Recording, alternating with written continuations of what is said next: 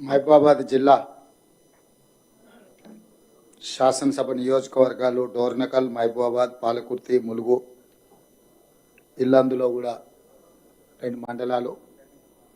దీనికి సంబంధించి 30, 31 ఈరోజు 2 తారీఖు వివిధ సందర్భాలలో కురిసిన అత్యధిక వర్షపాతం దాదాపుగా 28 సెంటీమీటర్లు.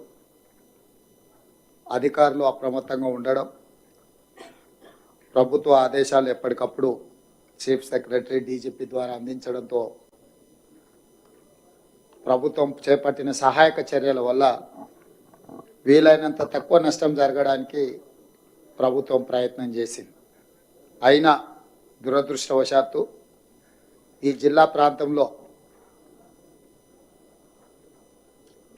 వాళ్ళందరి కుర్చీలు ఉన్నాయి, కుర్చీలు కానీ చూడండి,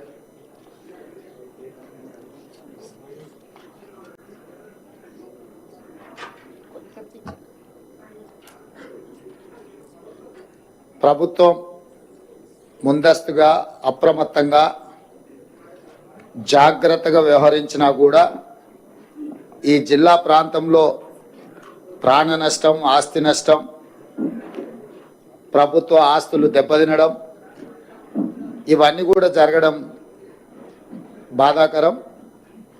అందుకే సచివాలయం నుంచి, కమాండ్ కంట్రోల్ రూమ్ నుంచి ప్రత్యక్షంగా అధికారులు, మంత్రులు, నేను పర్యవేక్షిస్తూ అన్ని రకాల సహాయక చర్యలు చేపట్టి రాష్ట్రంకు వచ్చిన విపత్తు నుంచి రాష్ట్రాన్ని కాపాడే ప్రయత్నం చేస్తూనే ఉన్నాం. ఈరోజు అందులో భాగంగా మహబూబాబాద్ జిల్లా కలెక్టర్ కార్యాలయంలో అధికారుల నివేదికను తీసుకొని అధికారులకు, అదేవిధంగా జిల్లాకు సంబంధించిన మంత్రులు, ఇన్ఛార్జ్ మంత్రి గారికి సూచనలు చేస్తూ సహాయక చర్యలు చేపట్టడానికి ఈ సమావేశంలో నిర్ణయించడం జరిగింది. ఈ జిల్లా పరిధిలో 4 మృతి చెంది 2 ఈ జిల్లాకు సంబంధించిన వాళ్ళు, 2 పక్క జిల్లాకు సంబంధించిన వాళ్ళు, 4 చనిపోవడం బాధాకరం. అదేవిధంగా రోడ్లు కూడా డ్యామేజ్ అయినాయి, 8 రోడ్లు, అదేవిధంగా ట్యాంకులు, అదేవిధంగా పంచాయతీరాజ్కు సంబంధించిన రోడ్లు, నేషనల్ హైవేస్కు సంబంధించిన రోడ్లు, అదేవిధంగా క్రాప్ డ్యామేజ్ దాదాపుగా పంటల నష్టం 27,639 ఎకరాలు, దాదాపుగా 30,000 ఎకరాల పంట నష్టం. అదేవిధంగా పశు సంపద, పశువులు కావచ్చు, బర్రెలు కావచ్చు, మేకలు కావచ్చు, గొర్రెలు కావచ్చు, ఇవన్నీ కూడా దాదాపుగా 215 చనిపోవడం, అదేవిధంగా 45 ట్యాంకులు తెగిపోవడం, అదేవిధంగా పక్కా ఇల్లు ఒక 3 పాక్షికంగా డ్యామేజ్ అవ్వడం, ఒక 15 ఇల్లు కచ్చా హౌజ్లో ఒక 15 ఫుల్గా డ్యామేజ్ అవ్వడం, 96 ఇల్లు పాక్షికంగా డ్యామేజ్ అవ్వడం, అదేవిధంగా పవర్ విద్యుత్తు 106 గ్రామాలలో విద్యుత్తు అంతరాయం జరగడం, అదేవిధంగా మహబూబాబాద్ మున్సిపాలిటీలో దాదాపుగా వివిధ ప్రాంతాలలో రోడ్లు 11-12 కోట్ల రూపాయలకు సంబంధించిన అంచనాలు ప్రాథమికంగా అందుతూనే మున్సిపాలిటీలో కూడా రోడ్లు డ్యామేజ్ అవ్వడం, వీటన్నిటినీ ప్రభుత్వం పర్యవేక్షిస్తూ రిలీఫ్ సెంటర్స్ని 7 ప్రారంభించి దాదాపుగా 680 మందికి భోజన వసతులు, ఇతర సహాయక చర్యలు రాష్ట్ర ప్రభుత్వం చేపట్టింది. సీతారామ తండా అర్ధరాత్రి 3 గంటలకు వచ్చిన వరద ఉధృతితోని తండలో ఉన్న వాళ్ళని అందరిని కూడా అత్యధికంగా వర్షం వచ్చి అక్కడ కల్వర్టు రోడ్డు కొట్టుకపోయి అక్కడ కారులో 2 చనిపోయి ఆ తండా ప్రజలందరూ బిక్కుబిక్కు అంటుంటే ఎస్ఐ గారు అక్కడికి వెళ్ళి సహాయాన్ని అందించి వాళ్ళందరినీ కూడా కాపాడి ఆ తండాకు అండగా నిలబడ్డందుకు ఆ ఎస్ఐ గారిని కూడా, ఎస్ఐ గారి పేరు నగేష్ అనే ఎస్ఐ సహాయక చర్యలలో ధైర్యంగా వాళ్ళకు అండగా నిలబడ్డందుకు రాష్ట్ర ప్రభుత్వం నగేష్ ఎస్ఐని కూడా అభినందిస్తుంది. ముఖ్యంగా రెవెన్యూ సిబ్బంది, పోలీస్ సిబ్బంది నిరంతరం అహర్నిశలు పనిచేయడము, అప్రమత్తంగా ఉండడము, ప్రజలకు సహాయక చర్యలు చేపట్టడం వల్ల ఈ జిల్లాలో పరిస్థితులు అదుపులోకి వచ్చినాయి. తక్కువ ప్రాణ నష్టం, తక్కువ ఆస్తి నష్టం జరిగింది. అందుకే రెవెన్యూ అదేవిధంగా పోలీస్ అధికారులను, సిబ్బందిని నేను అభినందిస్తున్నా.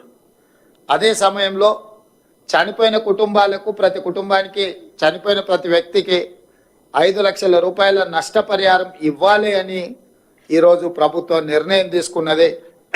నేను కలెక్టర్ గారికి, ఇన్ఛార్జ్ మినిస్టర్ గారికి ఆదేశాలు ఇస్తున్నా. తక్షణమే ఆ కుటుంబాలకు ఆ సహాయక చర్యలు అందించే విధంగా చేపట్టాలి. అదేవిధంగా కారేపల్లికి సంబంధించిన ఒక సైంటిస్ట్ వాళ్ళ తండ్రి చనిపోవడం, ఆ కుటుంబాన్ని నేను ప్రత్యక్షంగా ఇప్పుడు పరామర్శించి వాళ్ళ ఇల్లు కూడా కట్టుకునే పరిస్థితి లేదు, ఆ కుటుంబానికి ఇందిరమ్మ ఇల్లు ఒకటి మంజూరు చేయమని కూడా అధికారులకు అదేవిధంగా మంత్రి గారికి సూచన చేయడం జరిగింది. ఇక్కడ 3 తండాలు, మర్పెడ మండలానికి సంబంధించి 3 తండాలు ఎప్పుడు అధిక వర్షం వచ్చినా దాని ప్రభావానికి లోనవుతున్నాయి. కాబట్టి కలెక్టర్ గారికి నేను ఆదేశాలు ఇస్తున్నా. ఆ 3 తండాలను సురక్షితమైన ప్రాంతానికి తరలించి ఒక కాలనీని తయారు చేసి ఒకే దగ్గర వాళ్ళందరికీ ఇండ్ల పట్టాలు ఇవ్వడమే కాకుండా వాళ్ళందరికీ ఇందిరమ్మ ఇండ్లు ఇచ్చి ఒక మంచి కాలనీని ఒక ఆదర్శ కాలనీగా తీర్చిదిద్ది వాళ్ళకి అన్ని మౌలిక వసతులు ఏర్పాటు చేసే విధంగా ప్రతిపాదనలు తీసుకొని వచ్చి జిల్లా మంత్రులు, ఇన్ఛార్జ్ మంత్రి గారి ద్వారా ప్రభుత్వం అనుమతి తీసుకొని తక్షణమే ఆ పనులను చేపట్టాల్సిందిగా నేను సూచన చేస్తున్నా. దాని మీద కూడా నివేదికలు తయారు చేసుకోవాలి. అదేవిధంగా ఈ పశు సంపద ఏదైతే చనిపోయిందో పశువులకు 50,000 రూపాయలు మనం ఇస్తున్నాం నష్టపరిహారం, గొర్రెలకు, మేకలకు 5,000 రూపాయలు నష్టపరిహారం ఇస్తున్నాము. తక్షణమే ఆ నష్టపరిహారాన్ని కూడా అంచనా వేసి అగ్రికల్చర్ అండ్ రెవెన్యూ సిబ్బంది వాళ్ళు వెళ్ళి ఈ నష్టాన్ని కూడా ఏం జరిగిందో యానిమల్ హస్బెండరీ డిపార్ట్మెంట్ను కూడా ఇన్వాల్వ్ చేసి ఈ నివేదికలు తయారు చేసి వాళ్ళకి నష్టపరిహారం ఇవ్వండి. అదేవిధంగా దాదాపుగా 30,000 ఎకరాల పంట నష్టం అంటున్నారు.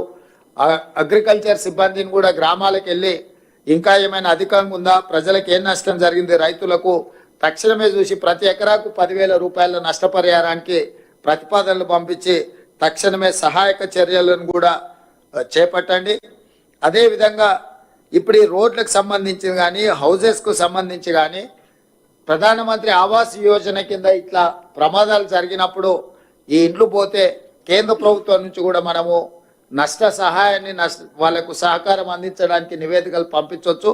కేంద్ర ప్రభుత్వం నుంచి కూడా ఏమేమి మనము నష్టపరిహారం దీనికి పొందవచ్చో నివేదికలు తయారు చేయండి. కేంద్ర ప్రభుత్వానికి కూడా నివేదించడానికి మనం నిన్ననే ప్రధానమంత్రి గారికి లేఖ రాష్ట్రము, తెలంగాణ రాష్ట్రంలో వచ్చిన ఈ ఉపద్రవము జాతీయ విపత్తుగా ప్రకటించాలి. తక్షణమే 5,438 కోట్ల రూపాయల నష్టం జరిగిందని తాత్కాలిక అంచనా రాష్ట్ర ప్రభుత్వ యంత్రాంగం అంచనా వేసిండ్రు. ఈ అంచనాను పరిగణలోకి తీసుకొని 2,000 కోట్ల రూపాయలు తక్షణమే తెలంగాణ రాష్ట్రానికి విడుదల చేయండి. అదేవిధంగా ఈ తెలంగాణ రాష్ట్రంలో జరిగిన నష్టాన్ని, ప్రాణ నష్టాన్ని, ఆస్తి నష్టాన్ని చూడడానికి ప్రధానమంత్రి గారిని కూడా ఆహ్వానించడం. ఎందుకంటే ప్రధానమంత్రి గారు ప్రత్యక్షంగా తెలంగాణ రాష్ట్రంలో జరిగిన నష్టాన్ని పరిశీలిస్తే వారు అధికంగా నిధులు ఇచ్చే తెలంగాణ రాష్ట్రాన్ని ఆదుకోవడానికి అవకాశం ఉంటుంది. కాబట్టి తెలంగాణ రాష్ట్ర ప్రభుత్వం తరఫున ప్రధానమంత్రి గారిని కూడా మనం ఆహ్వానించడం జరిగింది. ఒకవేళ వారు పర్యటనకు వస్తే వారికి నివేదికలు అందించడానికి మహబూబాబాద్ జిల్లాలో జరిగిన